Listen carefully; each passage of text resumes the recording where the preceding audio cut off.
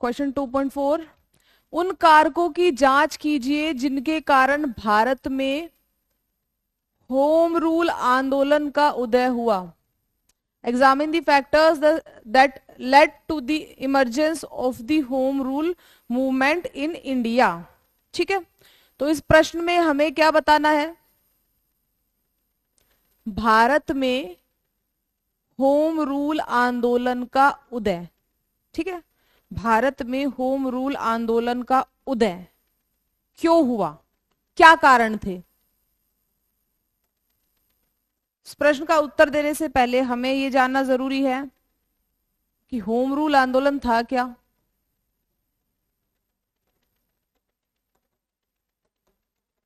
Home rule आंदोलन था क्या? ठीक है,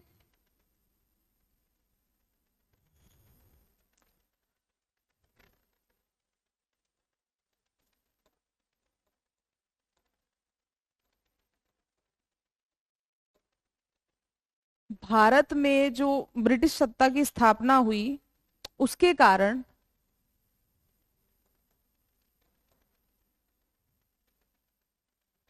भारत की अर्थव्यवस्था, समाज, राजनीति बहुत ही नकारात्मक रूप से प्रभावित हुई। और जो भारतीय नेतृत्व था वो समय समय पर जो ब्रिटिश शासन था उससे स्वशासन की मांग कर रहे थे, और इस हेतु जनता को समय समय पर लामबंद करने की कोशिश की जा रही थी ताकि ब्रिटिश सत्ता से भारतीय शासन के लिए सकारात्मक प्रयास या फिर सकारात्मक सुधारों की मांग की जा सके, स्वशासन की मांग की जा सके। ठीक है, उसी कंटेक्स्ट में है ये होम रूल आंदोलन।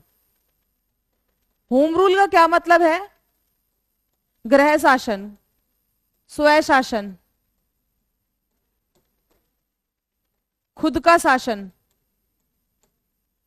तो इसका मतलब ये नहीं है कि होम रूल आंदोलन के तहत जो नेता थे वो स्वतंत्रता या पूर्ण रूप से, संपूर्ण रूप से ब्रिटिश शासन से स्वतंत्रता की मांग कर रहे थे, अलग होने की मांग कर रहे थे। नहीं, होम रूल का मतलब होता है कि ब्रिटिश सत्ता के अधीन ही एक डोमिनियन स्टेटस,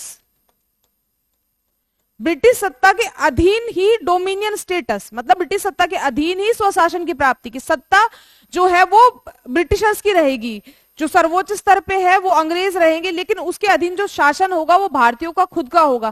प्रशासन में जो मोस्टली भागीदारी होगी, मोस्टली नेतृत्व होगा वो भारतीयों का होगा। अपना जो निर्णय लेना होगा वो मेजोरिटी भारतीयों के द्वारा लिया जाएगा। ठीक है, तो बेसिकली उस स्वशासन को जो कि ब्रिटिश सत्ता के अधीन है उसको कहा गया होम रूल, उसको कहा गया होम रूल। ठीक है, और इसकी होम रूल के लिए जो स्वशासन के लिए जो प्रयास किए गए उसके हेतु जो आंदोलन किया गया वो था होम रूल आंदोलन। ठीक है, इसके दो प्रमुख नेता थे, होम रूल आंदोलन के दो प्रमुख नेता थे, बाल गंगाधर तिलक और एनी बेसेंट। बाल गंगाधर तिलक और एनी बेसेंट, इन लोगों ने ही, इनके नेतृत्व में ही दो होम रूल लीग की स्थापना हुई 1916 ईस्वी में। ठीक है, 1916 ईस्वी में दो होम रूल लीग की स्थापना हुई। एक थी बाल गंगाधर तिलक के नेतृत्व में, दूसरी थी एनी बेसेंट के नेतृत्व में। ठीक है, तो ये तो हो गई बेसिक इंफॉर्मेशन होम रूल के बारे में कि होम रूल आंदोलन था क्या। ब्रिटिश सत्ता के अधीन ही डोमिनियन स्टेटस की प्राप्ति हेतु आंदोलन, स्वशासन की प्राप्ति हेतु आंदोलन, वो था होम रूल आंदोलन। लेकिन हमें बताना क्वेश्चन में अपना क्या है, आंसर में क्या है, हमारे पास वर्ड लिमिट है 60 शब्द। तो क्या बताना है हमें? हमें बताना है होम रूल जो आंदोलन है वो शुरू क्यों हुआ, कारण क्या थे। सीधा पॉइंट पे आते हैं हम, क्योंकि वर्ड लिमिट हमारे पास सीमित है। 60 शब्दों में छोटे छोटे पॉइंट्स हमें बनाने हैं और बता देना है कि होम रूल आंदोलन का कारण क्या था। सबसे पहली बात करें कि जो भारतीय नेतृत्व था, जो भारतीय नेतृत्व था या उस टाइम की जो मुख्य संस्था थी भारतीय नेतृत्व की, भारतीय राष्ट्रीय कांग्रेस, ठीक है, उसको प्रथम विश्व युद्ध के बाद से काफी उम्मीदें थी कि जो ब्रिटिश शासन है भारतीयों को स्वशासन प्रदान करेगा, क्योंकि प्रथम विश्व युद्ध में भारतीयों ने ब्रिटिशर्स का सपोर्ट किया था, ब्रिटिश शासन का सपोर्ट किया था प्रथम विश्व युद्ध में। तो प्रथम विश्व युद्ध के बाद भी जब स्वशासन की तरफ कोई प्रयास नहीं दिखाई दिए या ऐसा कोई इंडिकेशन नहीं मिला कि जो ब्रिटिशर्स है भारतीयों को स्वशासन देना चाहते हैं, तब भारतीयों में बहुत ही निराशा हुई। ठीक है, तो ये एक बड़ा कारण था कि जो उम्मीदें थी वो टूटी। तो जो नेता थे उन्होंने अपनी होम रूल की या स्वशासन की मांग को तेज करने के लिए इस होम रूल आंदोलन को बढ़ावा दिया, इस होम रूल आंदोलन को बढ़ावा। ठीक है, तो जो फर्स्ट वर्ल्ड वॉर के बाद की जो स्थितियां थी जिसमें भारतीयों को निराशा हाथ लगी स्वशासन प्राप्ति में, उसने होम रूल आंदोलन को आगे बढ़ाने में मुख्य भूमिका निभाई। ठीक है,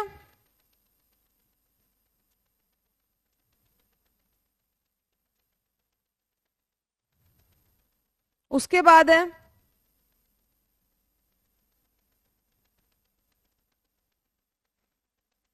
आर्थिक स्थिति।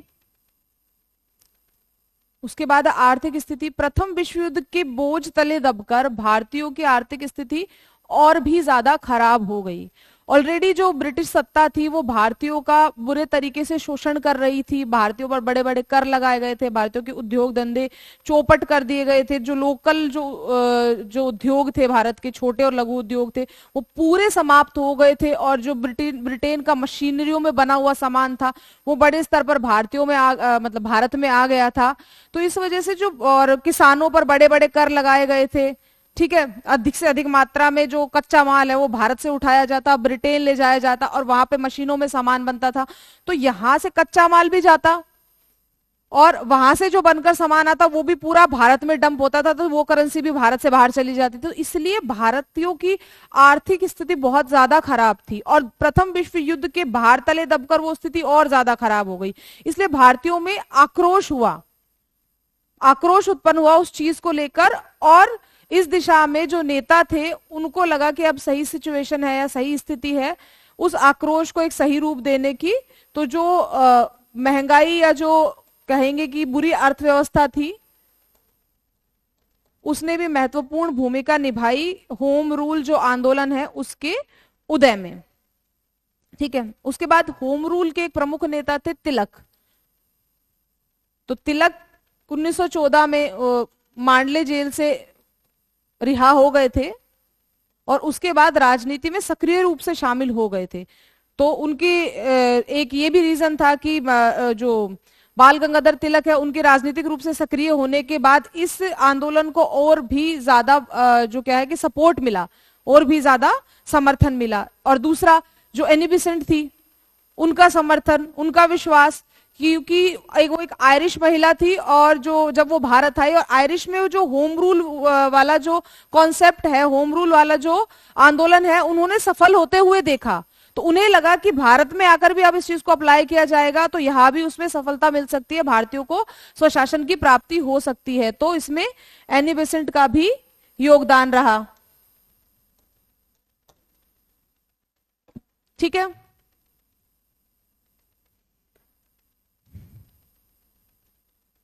और जो भारतीय नेतृत्वकर्ता थे धीरे धीरे वो जनता को लामबंद करने की कोशिश कर रहे थे, जन आंदोलन में शामिल करने की कोशिश कर रहे थे। उसका इफेक्ट जो भारतीयों पर पड़ा उसने भी एक महत्वपूर्ण भूमिका निभाई इस प्रकार के आंदोलन को जोर देने में या इसका प्रभाव स्थापित करने में, जिससे कि भारतीयों को स्वशासन की प्राप्ति हो। ठीक है, तो ये कुछ कारण थे कि प्रथम विश्व युद्ध के बाद उत्पन्न हुआ आक्रोश, भारत की खराब होती आर्थिक स्थिति, तिलक का नेतृत्व, एनी बेसेंट जैसे नेतृत्वकर्ता का नेतृत्व, इन सारे कारणों की वजह से भारत में जो होम रूल की जो मांग है वो प्रबल हुई और इन सब चीजों ने होम रूल लीग आंदोलन को बढ़ाने में या बढ़ावा देने में अपना योगदान दिया। ठीक है, तो ये कारण है, इससे कुछ पॉइंटर्स हैं, पॉइंट्स में हम इनको लिख देंगे। तो हमारी अप्रोच भी यही रहने वाली है आंसर राइटिंग के टाइम में कि जो ऐसे डायरेक्ट क्वेश्चन है जिसमें हमारे पास हमें डायरेक्टली कुछ चीजें जैसे कारण पूछ लिए, विशेषता पूछ ली, या फिर उसकी चुनौतियां पूछ ली, किसी भी क्वेश्चन की कोई चैलेंजेस पूछ लिया है, कोई प्रभाव पूछ लिया है, तो हमें क्या करना है, क्योंकि वर्ड लिमिट हमारे पास लिमिटेड है, 60 शब्द है, बहुत ज्यादा नहीं होते, एक पैराग्राफ जितना होता है, तो हमें क्या करना है कि अपने पास जितने भी पॉइंट्स है, जितने भी डायमेंशन है उस आंसर को लिखने के, सबको छोटे छोटे पॉइंटर्स बना लेने हैं, और छोटे छोटे पॉइंटर्स को जितने ज्यादा पॉइंट्स हम उसमें लिख सकते हैं वो हमें डाल देने हैं। तो यही हमारी अप्रोच होनी चाहिए। तो हम यहाँ डिस्कस भी कर रहे हैं, तो हम कोशिश कर रहे हैं कि जो भी क्वेश्चन पूछा गया हम उनको पॉइंट्स में डिवाइड कर ले, एक पॉइंट, एक मुख्य मुद्दा, दूसरा मुख्य मुद्दा, तीसरा मुख्य मुद्दा, चौथा मुख्य मुद्दा, उस हिसाब से हम पूरे आंसर को डिस्कस कर रहे हैं। ठीक है, अगला क्वेश्चन है 2.5, आमन दास के महत्वपूर्ण योगदानों और उपलब्धियों पर चर्चा करें। Discuss the significant contributions and achievements of आमन दास। ठीक है, तो इस प्रश्न में हमें क्या करना है, सीधी अप्रोच रहेगी कि आमन दास जो थे उनने अपने शासनकाल में कौन कौन से महत्वपूर्ण योगदान या कौन कौन सी उनकी अचीवमेंट्स रही, उन्हें हमें डिस्कस करना है, यहाँ पे डिस्क्राइब करना है। ठीक है, तो आमन दास कौन थे?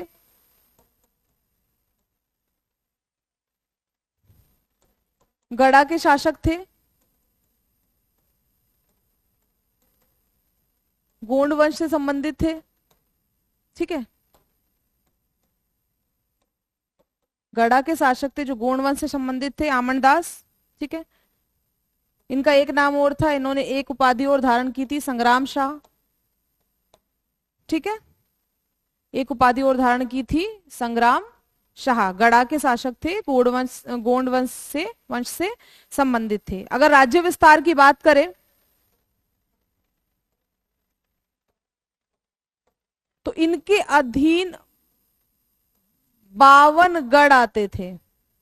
ऐसा माना जाता है ऐतिहासिक साक्ष्यों से कि इनके अधीन 52 गढ़ आते थे, इसीलिए इन्हें एक उपाधि भी धारण की इन्होंने, 52 गढ़ाधिपति, 52 गढ़ाधिपति। ठीक है, अगर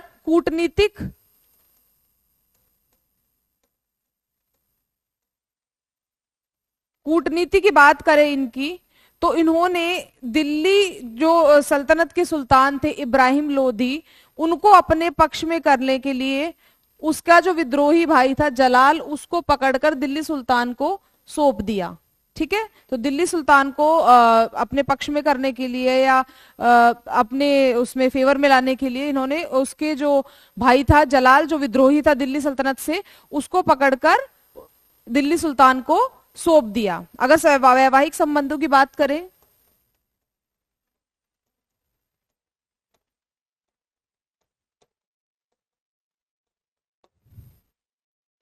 वैवाहिक संबंध की अगर बात करें तो गुजरात के शासक और बघेल वंश के शासकों के साथ इनके अच्छे संबंध थे। ठीक है, गुजरात और बघेल वंश के शासकों के साथ इनके अच्छे संबंध थे। क्या क्या निर्माण कार्य कराए आमन दास ने? तो इसके प्रमुख निर्माण में बाजना मठ,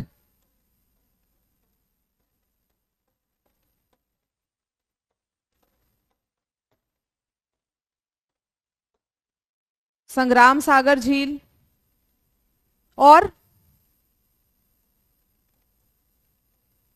चौरागढ़ फोर्ट, इनकी प्रमुख जो निर्माण कार्य है, जो स्थापत्य संरचनाएं हैं, बाजना मठ, संग्राम सागर झील, चौरागढ़ आदि। ठीक है, तो अगर हम उपलब्धियों की बात कर रहे हैं, अचीवमेंट्स की बात कर रहे हैं, तो मल्टीपल डायमेंशन में, सभी डायमेंशन में हमने देख लिया कि राज्य विस्तार इनका कैसा था, कूटनीतिक संबंध कैसे थे, वैवाहिक और अन्य राज्यों के साथ जो संबंध थे वो कैसे थे, इनकी काल की जो स्थापत्य कला थी, स्थापत्य था, वो किस रूप में विकसित था। ठीक है, तो यहाँ पे हमने जो इसके सारे लगभग सारे डायमेंशन है, उपलब्धि, अचीवमेंट या कंट्रीब्यूशन से रिलेटेड, वो सब हमने यहाँ पे डिस्कस कर लिया है। तो सिंपली पॉइंटर्स बनाते हुए आपको शॉर्ट में और इसका पूरा आंसर वन बाय वन सारे पॉइंटर्स लिख देने हैं। अगला क्वेश्चन है क्वेश्चन नंबर 2.6। बौद्ध काल में गणतंत्रों के पतन के कारणों का उल्लेख करें। Mention the reasons for the decline of republics during the Buddhist period. ठीक है, तो इस प्रश्न में हमें क्या बताना है? इस क्वेश्चन में एक कीवर्ड है बौद्ध काल, दूसरा है गणतंत्र और अगला है उसके पतन के कारण। ठीक है, तो बौद्ध काल में महात्मा बुद्ध के जो समय में जो प्रमुख गणतंत्र थे उनका पतन क्यों हुआ, उनका डिक्लाइन क्यों हुआ? तो सबसे पहले हमें ये जानना पड़ेगा कि बुद्ध का जो महात्मा बुद्ध के काल में गणतंत्र कौन से थे, प्रमुख गणतंत्र कौन से थे और गणतंत्र होते क्या थे? एक्चुअली गणतंत्र होते क्या थे? अगर हम देखें तो बौद्ध काल मतलब लगभग 6वीं शताब्दी ईसा पूर्व, 6वीं शताब्दी ईसा पूर्व लगभग का जो काल है, उस समय की जो राजनीतिक प्रणाली हम देखते हैं, जो समझते हैं, वो पूरी प्रणाली थी राजतंत्रात्मक। जितने भी प्रमुख जो राजवंश थे, जो राज्य थे, उनमें राजतंत्रात्मक प्रणाली चलती थी। राजतंत्रात्मक मतलब कि सर्वोच्च स्तर पर, शासन के सर्वोच्च स्तर पर कौन होता था? एक शासक होता था, एक राजा होता था। ठीक है, राजा होता था। सारे निर्णय कौन लेता था? राजा लेता था। सारे काम जो राज्य में हो रहे हैं, चाहे राज्य का प्रशासन हो, चाहे राज्य का कोई भी सामाजिक निर्णय हो, किसी को कोई दंड देना हो, न्याय करना हो, कोई भी कानून बनाना हो, सारे काम में सबसे जो जब मुख्य रूप से जो निर्णय लेगा, फाइनल जो डिसीजन लेगा, वो कौन लेगा? राजा लेगा। ठीक है, राजा की मदद करने के लिए बहुत सारे प्रशासनिक अधिकारी, बहुत सारे मंत्री हुआ करते थे, लेकिन जो मुख्य निर्णय करता था, जो सेंटर ऑफ स्टेट था, वो कौन था? राजा होता था। ये थी राजतंत्रात्मक प्रणाली। लेकिन उसी टाइम पीरियड में कुछ ऐसे राज्य भी थे जो गणतंत्र प्रणाली पर चलते थे। गणतंत्र प्रणाली मतलब कि शासन के सर्वोच्च स्तर पर एक व्यक्ति नहीं होता था, एक राजा नहीं होता था। ठीक है, तो उसमें कुछ हद तक जन सहभागिता वाला कॉन्सेप्ट आता था, और जो पूरे राज्य का प्रशासन था वो एक परिषद द्वारा किया जाता था, जिसमें वरिष्ठ लोग होते थे राज्य के। ठीक है, एक परिषद द्वारा, एक आदमी द्वारा, एक व्यक्ति द्वारा नहीं किया जाता था, एक परिषद द्वारा किया जाता था, जिसमें राज्य के वरिष्ठ लोग होते थे। ठीक है, तो ये जो प्रणाली थी, ये गणतंत्र प्रणाली थी। और उस समय पे बौद्ध काल में ऐसे कुछ राज्य विद्यमान थे जो इस गणतंत्र प्रणाली पर चलते थे। फॉर एग्जाम्पल, शाक्य गणतंत्र, लिच्छवी, मल्ल, पांचाल। ठीक है, तो ये कुछ एग्जाम्पल है, ले सकते हैं हम बौद्धकालीन गणतंत्रों के। तो ये जो सारे राज्य थे, ये गणतंत्र प्रणाली पर चलते थे। इसमें पूरे शासन के जो निर्णय थे, एक व्यक्ति नहीं लेता था, एक काइंड ऑफ परिषद लेती थी। ठीक है, तो ये थी गणतंत्र प्रणाली, और ये थे कुछ प्रमुख गणतंत्र। लेकिन क्वेश्चन में हमारे क्या पूछा गया है? क्वेश्चन में पूछा गया गणतंत्रों के पतन के क्या कारण थे। ठीक है, डिक्लाइन कैसे हुआ, खत्म कैसे हो गए, चले क्यों नहीं गणतंत्र? राजतंत्रात्मक प्रणाली चलती थी, बड़े स्तर पर राजतंत्रात्मक प्रणाली चली, सारे आगे आने वाले राज्यों ने उसको अपनाया। गणतंत्र व्यवस्था क्यों नहीं चली? क्या रीजन थे, क्या कारण थे जिसकी वजह से गणतंत्र व्यवस्था विफल हो गई? जो ये राज्य थे ये विफल हो गई, अपना विस्तार नहीं कर पाई, अपने आप को शक्तिशाली नहीं बना पाए। तो हमें यहाँ पे इस क्वेश्चन में वो सारे कारण डिस्कस करने हैं। ठीक है, क्वेश्चन समझ में आ गया? तो अब हमें वन बाय वन वो कुछ कारण डिस्कस करेंगे जिसकी वजह से हम समझते हैं कि जो ये गणतंत्र व्यवस्था है ये सफल नहीं हुई। तो सबसे पहली चीज तो ये कि गणतंत्र का बेसिक कॉन्सेप्ट क्या था कि सर्वोच्च स्तर पर एक व्यक्ति नहीं होगा, एक व्यक्ति नहीं होगा। गणतंत्र का मतलब होता है कि जन सहभागिता होगी, जनता की सहभागिता होगी। लेकिन इन गणतंत्रों में भी मेजरली जो निर्णय थे वो परिषद द्वारा लिए जाते थे, जो कि कुलीन व्यक्तियों का एक समूह ही थी। ठीक है, उच्च वंश के जो कुलीन लोग होते थे उनका समूह थी परिषद, तो मेजरली वही निर्णय लेते थे। जनता की जिस हिसाब से नाम से प्रतीत होता है उस स्तर पर जन सहभागिता नहीं थी, उस स्तर पर जन सहभागिता नहीं थी, इसलिए राज्य को जनता का उतना सपोर्ट नहीं मिला। ठीक है, और बेसिकली ये कुलीन तंत्रीय शासन बनकर रह गया और यही कारण है कि आगे चलकर ये उतना सफल नहीं हो पाया। ठीक है, उसके बाद जो ज्यादातर जो गणतंत्र राज्य हम देखते हैं, शाक्य हो गए हैं या लिच्छवी हो गए हैं या फिर मल्ल हो गए हैं, इस सारों की जो लोकेशन है कहां पे सिचुएटेड थे, ये हिमालय की तलहटी में, हिमालय की तलहटी में, और उस पहाड़ी इलाके के हिसाब से अर्थव्यवस्था इतनी ज्यादा अच्छी नहीं थी, क्योंकि इतने ज्यादा पहाड़ी क्षेत्र था, इतने ज्यादा रिसोर्सेज नहीं थे। अगर कंपेयर करें हम जो राज्य थे, जो राजतंत्र थे, जो विशाल जो मैदान है, उत्तर का जो विशाल गंगा यमुना का जो मैदान है, गंगा का जो विशाल मैदान है ब्रह्मपुत्र का, वहां जो स्थित है, जैसे मगध साम्राज्य हो गया, उसके पास बहुत सारे रिसोर्सेज थे, बहुत सारे संसाधन थे अपने विकास के लिए। ठीक है, उसके कंपैरिजन में हिमालय की तलहटी में स्थित इन गणतंत्रों के पास इकोनॉमिक रिसोर्सेज की कमी थी, और ये एक बड़ा कारण था। अगर आर्थिक व्यवस्था आपकी अच्छी नहीं होगी, किसी भी राज्य की अगर अर्थव्यवस्था अच्छी नहीं है, तो उसका प्रशासन कभी अच्छा नहीं चल सकता और वो राज्य कभी शक्तिशाली नहीं बन सकता। तो ये एक दूसरा बड़ा कारण था। उनकी जो सिचुएशन थी, जहां वो लोकेशन थी उनकी हिमालय की तलहटी में, उसकी वजह से भी ये गणतंत्र जो थे ये बहुत ज्यादा सफल नहीं हो पाए। ठीक है, तीसरा, ये जो काल था 6वीं शताब्दी, 5वीं 6वीं शताब्दी के आसपास का काल, ये साम्राज्यवादी काल था। ये क्या था? साम्राज्यवादी काल था। तो जो ये बड़े बड़े राजतंत्र थे, ये अपने साम्राज्य का विस्तार करने पे लगे हुए थे, ज्यादा से ज्यादा क्षेत्रों को कैप्चर करके अपने क्षेत्र के अधीन कर लेना। ठीक है, और ऐसी सिचुएशन में त्वरित निर्णय लेने की बहुत अधिक आवश्यकता होती है, एकदम तुरंत निर्णय लेने की, किसके ऊपर कब आक्रमण करना है, कौन से पड़ोसी के साथ कैसी कूटनीति अपनानी, किसके साथ कब सुलह करनी, किसके साथ कब झगड़ा करना है, ये सारे जो शासन प्रशासन से संबंधित निर्णय हैं वो जल्दी जल्दी लिए जाने चाहिए। तभी कोई भी राज्य क्विक एक्शन लेके अपने साम्राज्य का विस्तार कर सकता है। अगर डिले होता है ऐसे निर्णयों में, तो वहां पे आपकी जो नीतियां है उन पे नेगेटिव इंपैक्ट पड़ेगा।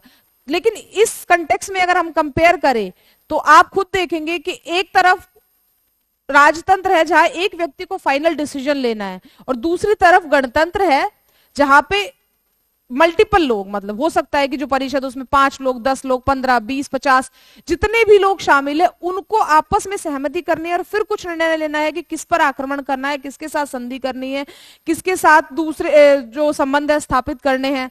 ठीक है, तो कौन सा क्विक होगा, कौन सा जल्दी होगा? ऑब्वियसली राजतंत्र। और वो साम्राज्यवादी काल में जब जो राज्य है अपने साम्राज्य का विस्तार करने में लगे हुए थे, ऐसे त्वरित निर्णय लिए जाने आवश्यक थे जो कि गणतंत्र नहीं ले पाया, और जो राजतंत्र है उसके लिए ये निर्णय लेना इजी हो गया। ये भी एक बड़ा कारण था कि ये गणतंत्र अपना विस्तार नहीं कर पाए। क्यों? क्योंकि जल्दी त्वरित निर्णय लेने में ये असफल रहे। ठीक है, उसके बाद है अगेन जो बड़े बड़े महाजनपद थे, कौशल, मगध, वज्जी, ठीक है, आदि, जो ये बड़े बड़े महाजनपद थे, ये अपने साम्राज्य का विस्तार करने में लगे हुए थे, और ये सारे जो गणतंत्र थे इनके आसपास स्थित थे। तो धीरे धीरे क्या किया, इन्होंने आक्रमण करके इन गणतंत्रों को अपने अधीन कर लिया। तो इन जो मगध जैसे बड़े राज्यों के साम्राज्य विस्तार की भावना है, उसने भी इन गणतंत्रों के पतन में महत्वपूर्ण भूमिका निभाई। ठीक है, तो जो मुख्य बिंदु क्या हो गए कि पहला चीज कि गणतंत्र होने के बावजूद भी ये बेसिकली कुलीन व्यक्तियों के एक समूह का शासन था।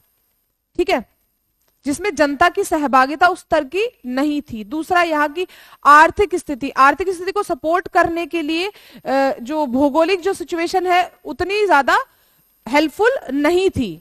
ठीक है। तीसरा, निर्णय, निर्णय क्षमता कमजोर थी, त्वरित निर्णय लिए जाने चाहिए थे, लेकिन गणतंत्र प्रणाली में जल्दी निर्णय लिए जाने का अभाव था।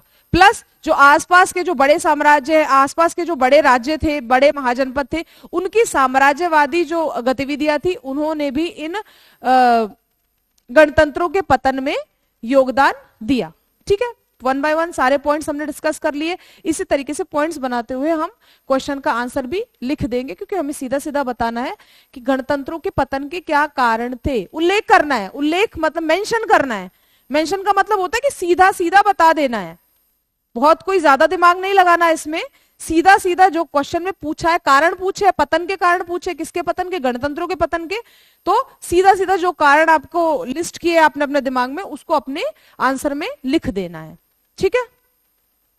अगला क्वेश्चन है क्वेश्चन नंबर 2.7। औरंगजेब की धार्मिक नीति का मूल्यांकन करें। Evaluate the religious policy of Aurangzeb. ठीक है। तो इस प्रश्न में हमें क्या बताना है कि औरंगजेब की जो भी धार्मिक नीतियां थी, धार्मिक रूप से उसने अपने शासन काल में क्या क्या चीजें की, कौन सी पॉलिसीज अपनाई, सिंपली उस चीज के बारे में हमें डिस्कस करना है। औरंगजेब कौन था? मुगल शासक था। ठीक है। औरंगजेब मुगल शासक था जिसका शासनकाल था 1658 ईस्वी से 1707 ईस्वी तक। ठीक है। अगर धार्मिक नीतियों की बात करें, औरंगजेब की धार्मिक नीतियों की बात करें, तो औरंगजेब धार्मिक रूप से एक कट्टर शासक था। ठीक है। तो अपने प्रशासन में, अपने शासन में उसने कट्टरपंथी नीतियां अपनाई। ठीक है। कट्टरपंथी असहिष्णु नीतियां अपनाई, दूसरे धर्मों के प्रति वो असहिष्णु था। ठीक है। और उसका जो पूरा शासन था वो शरीयत पर आधारित था। ठीक है। किस पर? शरीयत पर आधारित था। शरीयत क्या होता है? मुस्लिम कानून।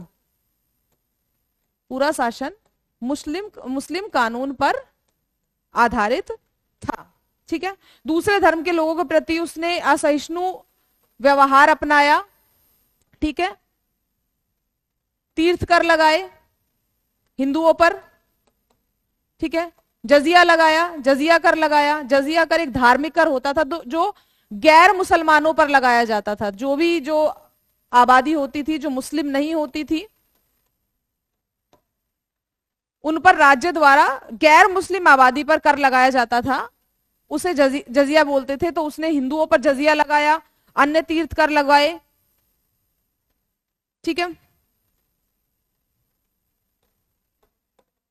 मंदिरों को नुकसान पहुंचाया। तो जो औरंगजेब था वो दूसरे धर्मों के प्रति बिल्कुल भी सहिष्णु नहीं था। कट्टरपंथी नीतियां उसने अपनाई और यही एक कारण था कि धीरे धीरे उसके जो साम्राज्य में विद्रोह उत्पन्न होने लगे, क्योंकि लोगों के अंदर असंतोष था। क्योंकि मेजॉरिटी जो आबादी थी वो हिंदू धर्म की थी। मेजॉरिटी जो आबादी थी वो हिंदू थी। और औरंगजेब के काल में, औरंगजेब से पहले तक के मुगल शासकों ने हिंदुओं के प्रति पॉजिटिव नीतियां अपनाई, कोऑपरेटिव नीतियां अपनाई, लेकिन औरंगजेब ने आते ही अपनी सारी नीतियों को एकदम काया पलट कर दिया और कट्टरपंथी नीतियां लागू की, जिसकी वजह से उसके जो साम्राज्य की हिंदू जनता थी उसके खिलाफ हो गई। ठीक है। इसी के साथ औरंगजेब को कला संस्कृति के विकास में कोई इंटरेस्ट नहीं था।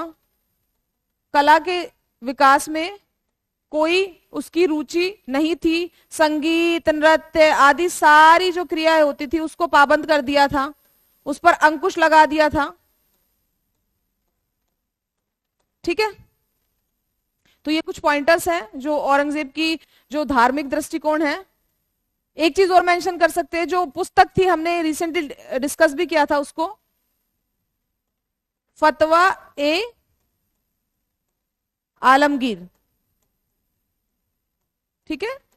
क्या था? औरंगजेब के शासनकाल में एक लिखी हुई किताब थी फतवा ए आलमगीरी, जो पूरी पुस्तक एडमिनिस्ट्रेशन से राज्य में कैसे आर्थिक नीतियां, कैसे कानून, कैसा न्याय, कैसी दंड व्यवस्था होनी चाहिए उस पर आधारित है। और ये पूरी पुस्तक में जो नियम दिए गए वो मुस्लिम कानून या शरीयत पर आधारित है। तो ये पुस्तक की रचना भी औरंगजेब के टाइम में ही की गई। तो ये सारी चीजें दिखाती है कि औरंगजेब की धार्मिक नीति किस तरह की थी, कितनी कैसी कट्टरपंथी नीतियां औरंगजेब ने अपनाई और असहिष्णुता, दूसरे धर्मों के प्रति असहिष्णुता बरती। तो सिंपली हम एक एक पॉइंट करके कुछ पॉइंटर्स में 60 वर्ड्स में अपने आंसर को लिख सकते हैं।